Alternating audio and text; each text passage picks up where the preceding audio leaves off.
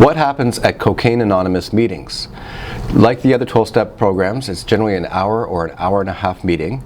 People collect in either it's a church basement or some sort of room that's a public area. No admission, people are welcome to walk in, there's no signing in, no identification, i.e. people get to be anonymous. And it's led by somebody at the front who will be chairing the meeting, the chairperson, and they'll basically read out the instructions. So they'll welcome us to the group. They will start with a serenity prayer. Some meetings people do check in by first name only, and there could be some basic news to bring up. They might do a seventh step, which is seventh tradition, which is collecting some funds, and it's not mandatory, but collecting funds that helps pay for the room and refreshments like coffee and tea and cookies. So the housekeeping items are started. And then if this is a closed meeting, which is the more important one, I think, for somebody in recovery, closed means it's users only. People who are not identifying as a substance user is not welcome at these. They can only be there for open meetings.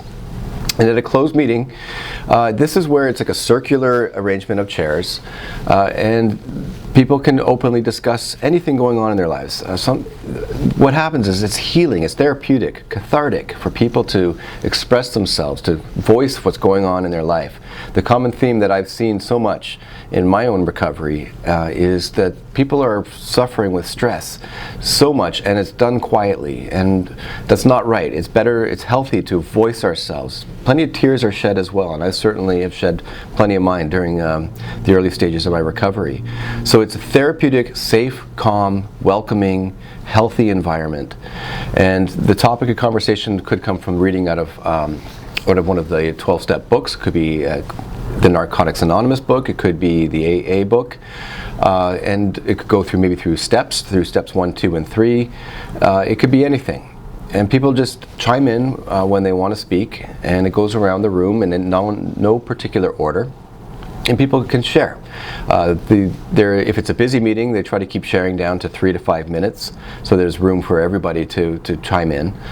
And so sometimes there's a smoke break, especially with the CA meetings, because they tend to be longer, that they do have a smoke break. And after that, the conversation continues. So there's lots of varieties on this, but that's the general theme there. I also forgot to mention that for every meeting, the reading is done to cover what are the 12 steps and what are the 12 traditions of that particular 12-step program. Key tags are also given out to reward people for their sobriety. So the most important one is the one-day one, that they've been sober 1 day or less. A lot of people pick these up. A lot of people in recovery do relapse. That's a part of recovery, unfortunately, but it is for many people. And a lot of people, it takes guts, but they pick up that one-day chip. It's a white chip or a white key tag, and it's clean for today. There's a 30-day, 60-day, 90-day, and they're on. Key tags or chips to pick up. And there's also words about the traditions and words from about what sponsorship is. So to summarize, a Cocaine Anonymous meeting is an anonymous, confidential meeting of people who are suffering through cocaine abuse or addiction. This is at a closed meeting I'm talking about, where they can share about their problems. The traditions and the steps of the program are outlined.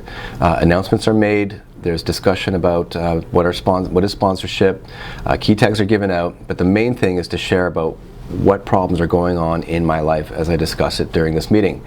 An open meeting is different. This is where it's a speaker meeting, and that's where a person can give a talk for about an hour, and this is usually for anybody in the public who wants to come. Sometimes it's a medallion meeting, meaning that it's a member who's celebrating a 1-year anniversary or another anniversary, and they could bring their own family in. So that would be an open meeting that's open to the public, whereas a closed meeting is for people who are substance users. I hope this helps. Thanks. We've helped over 1 million Americans completely recover from substance abuse. Call now at 1-800-615-1067. Call now.